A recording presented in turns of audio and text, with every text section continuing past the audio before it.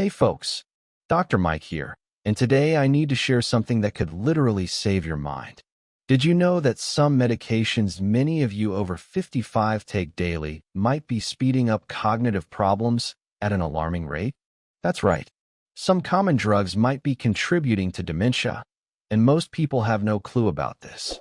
Last week, I saw Maria, a 67-year-old woman who came to my office complaining about constant forgetfulness and mental confusion. She thought she was developing Alzheimer's like her mother. But after reviewing her medications, we discovered the real culprit. And let me tell you, what we found might be happening to you or someone you love right now. I'm dead serious when I say, be very careful if you're over 55. You might be taking medications that can make you rapidly demented. The truth the pharmaceutical industry would rather you not know. For over 20 years in medical practice, I've observed an alarming pattern. Often, medications prescribed for common conditions in older adults end up contributing to cognitive decline that's mistakenly diagnosed as natural dementia or early Alzheimer's.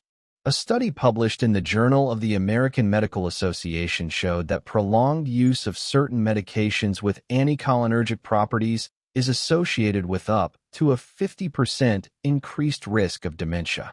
This isn't speculation, it's solid scientific data. The main villain's attacking your memory. Let's talk about which medications might be sabotaging your brain right now. 1. Benzodiazepines. Medications like Xanax, Klonopin, and Valium are frequently prescribed for anxiety and insomnia. A 2016 study published in the British Medical Journal linked long-term use of these medications with a 43% increased risk of developing Alzheimer's. Martha, a 72-year-old patient, had been taking a benzodiazepine for sleep for over a decade. Her family was convinced she was developing dementia, forgetting names, getting easily confused, and starting to get lost in familiar places. After gradual, supervised withdrawal from the medication, 70% of her dementia symptoms disappeared in just 3 months. 2. Anticholinergics. This category includes various medications. Antidepressants like amitriptyline, antihistamines like diphenhydramine, found in many over-the-counter allergy and sleep medications. Overactive bladder medications like oxybutynin, certain muscle relaxants. A long-term study from the University of Washington published in 2019 followed nearly 3,500 adults for over 7 years and found that those who regularly used anticholinergic medications had almost 50% higher chances of developing dementia compared to those who didn't. 3. Statins. Here we have a controversial case. While statins are essential for many people with high cardiovascular risk, there's growing evidence they may affect cognition in some patients.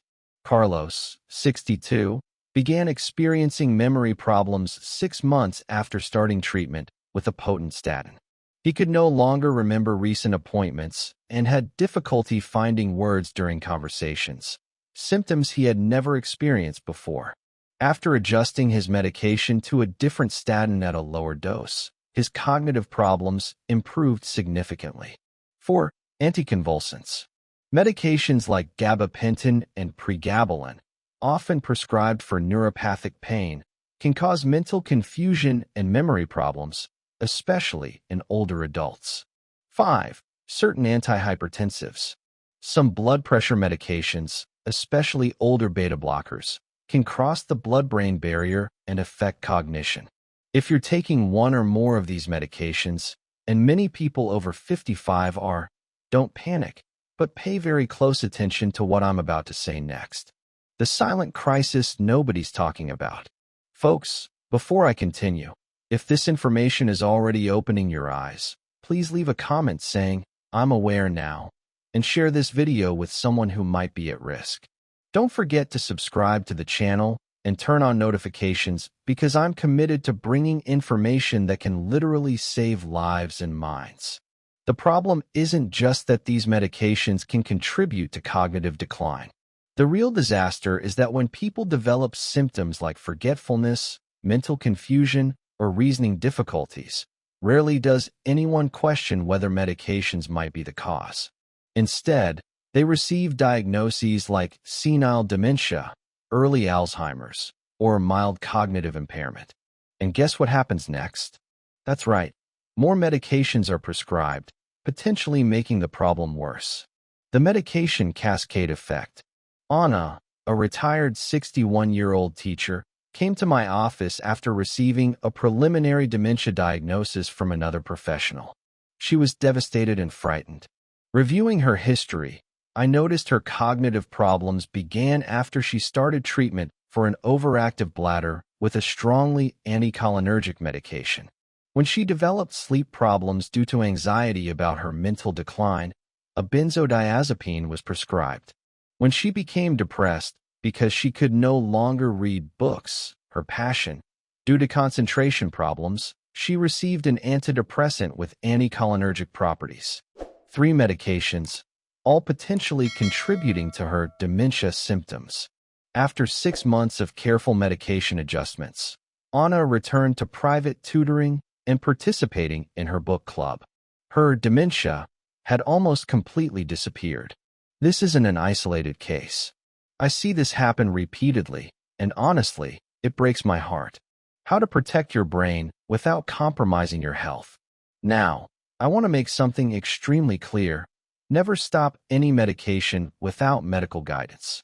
Abrupt discontinuation of many of these medications can be dangerous or even fatal. Instead, follow these steps. 1. Make a complete inventory.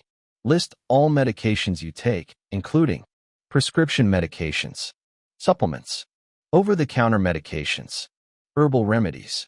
Often, people don't mention over-the-counter medications to their doctor, but these can also contribute to cognitive problems.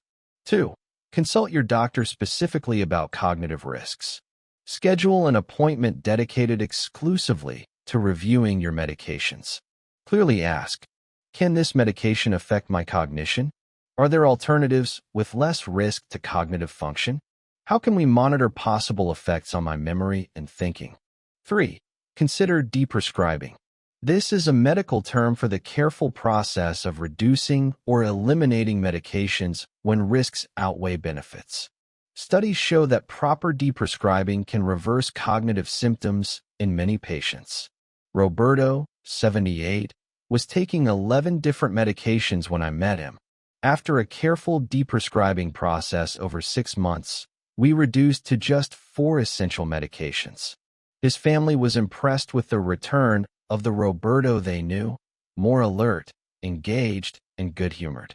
4. Invest in non-pharmacological alternatives. For many conditions, effective non-drug approaches exist. For insomnia, cognitive behavioral therapy for insomnia, CBTI, has shown superior results to medications in the long term, without cognitive risks. For mild to moderate hypertension, dietary modifications, exercise, and stress reduction techniques can reduce the need for medication. For chronic pain, physical therapy, acupuncture, and mindfulness have solid scientific evidence. 5. Proactively prioritize brain health. Studies show these practices can strengthen cognitive resilience. Regular physical exercise, at least 150 minutes weekly of moderate activity. Mediterranean diet rich in healthy fats and antioxidants. Regular social engagement. Consistent cognitive challenges. Adequate sleep, 7 to 8 hours. Stress management. George's story, a warning and hope. George, a 69-year-old retired engineer, came to my office accompanied by his daughter. He had recently been diagnosed with Alzheimer's by another doctor and was taking medication to slow the disease progression. What caught my attention was how quickly his symptoms had progressed, from small forgetfulness to significant confusion in just 8 months. This is unusual for Alzheimer's, which typically progresses more slowly. After careful review, we discovered George was taking an over-the-counter antihistamine for allergies every night for years, an overactive bladder medication with strong anticholinergic properties, a benzodiazepine for anxiety related to his Alzheimer's diagnosis, a beta blocker for hypertension that easily crosses the blood-brain barrier. Working together with his cardiologist and neurologist, we developed a plan to gradually replace these medications with brain-safer alternatives. 3 months later, George returned to my office. He had resumed his hobby of building miniature ship models, something he had abandoned due to lack of concentration. 6 months later, a new neuropsychological assessment showed significant improvement in his cognitive function. George didn't have Alzheimer's. He was suffering from medication-induced cognitive dysfunction. What you should do now. If you're over 55 or know someone in this age group who's showing cognitive decline symptoms, here's an immediate action plan. 1. Don't accept a dementia diagnosis without a complete medication review. Insist on an assessment that considers the impact of current medications. 2. Seek a specialized second opinion, preferably from a geriatrician or neurologist familiar with cognitive effects of medications. 3. Keep a diary of cognitive symptoms, noting when they began and if there was any recent medication change. 4. Specifically ask about alternatives with less cognitive impact for each medication you take. 5. Consider baseline cognitive tests so you can objectively monitor any changes over time. An important caveat: not all cognitive problems are caused by medications. Neurodegenerative diseases like Alzheimer's and other forms of dementia are real and require proper diagnosis and treatment. What I'm advocating is that before accepting such an impactful diagnosis, we should rule out treatable and reversible causes, and medications are at the top of that list. You are your best advocate. The good news is that, unlike most forms of dementia, medication-induced cognitive decline is often reversible when properly identified and addressed.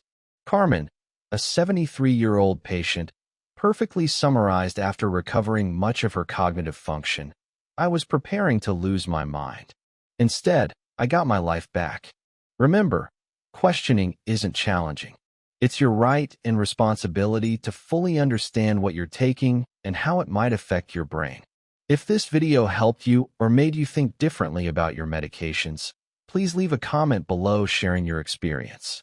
Subscribe to the channel for more information that can transform your health and quality of life.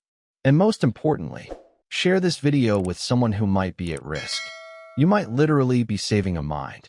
It is also very important to point out that all the information in this video was taken from research and studies. It is very important to consult your doctor before starting, continuing, or stopping a medication. This is Dr. Mike, committed to your brain health and overall well-being. Until next video, take care, especially of that wonderful brain of yours that deserves all possible protection.